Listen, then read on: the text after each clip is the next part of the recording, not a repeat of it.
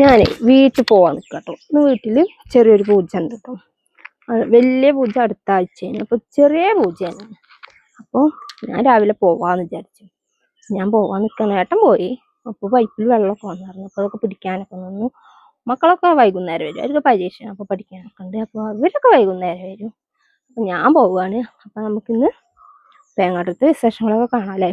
അപ്പോൾ നമുക്ക് അവിടെ എത്തിയിട്ട് കാണാം കേട്ടോ. അങ്ങനെ ഞാൻ വീട്ടിലെത്തിട്ടോ. ഇനി ആദ്യം ചായ കുടിച്ചിട്ടാണ് പരിപാടികളൊക്കെ പണികളൊക്കെ നോക്കുന്നു കേട്ടോ. ആദ്യം ചായ കുടിക്കട്ടെ. ദോശയും സാമ്പാറുമാണ് ഉണ്ടാക്കി വെച്ചത്. എടുത്തിമ്മ ദോശ സാമ്പാറും കേട്ടോ. അപ്പൊ ഇനി ചായ ഒക്കെ കുടിച്ചിട്ട് കാണാം. അപ്പൊ ചായ കുടിയൊക്കെ കഴിഞ്ഞു. അപ്പൊ നമുക്ക് ഉച്ചക്ക് എന്താണെന്നൊന്ന് നോക്കാം അല്ലേ. അപ്പൊ ഉച്ചക്ക് ഇടിച്ചക്ക ഉപ്പേരി കേട്ടോ. അതിനുള്ള പയറാട്ടോ. അത് പയറിടാം. പിന്നെതാ അവിയലായിട്ടുണ്ട്.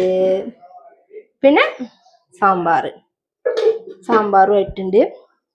പിന്നെതാ ഉച്ചക്ക് ചോറിനൊക്കെ പുറത്താട്ടോ അടുപ്പൊക്കെ കൂട്ടിയന്. അപ്പൊ ഇതാ ചോറിനുള്ള വെള്ളമൊക്കെ വെച്ചിട്ടുണ്ട്. അപ്പൊ ഇതവിടെ കുറച്ച് പേരൊക്കെ എത്തിയിട്ടുണ്ട് കേട്ടോ. ഏടത്തിയമ്മമാരും ചേച്ചിമാരും ഒക്കെ എല്ലാവരും ഒന്നും എത്തിയിട്ടില്ല കേട്ടോ. വൈകുന്നേരമാണ് പൂജയൊക്കെ. അപ്പോഴൊക്കെയാണ് എല്ലാവരും എത്തും. പിന്നെ അതാ അടുക്കളയിൽ ദീപെടുത്തിയമ്മയും ധന്യെടുത്തിയമ്മയും പപ്പടമൊക്കെ കാച്ചാണ്.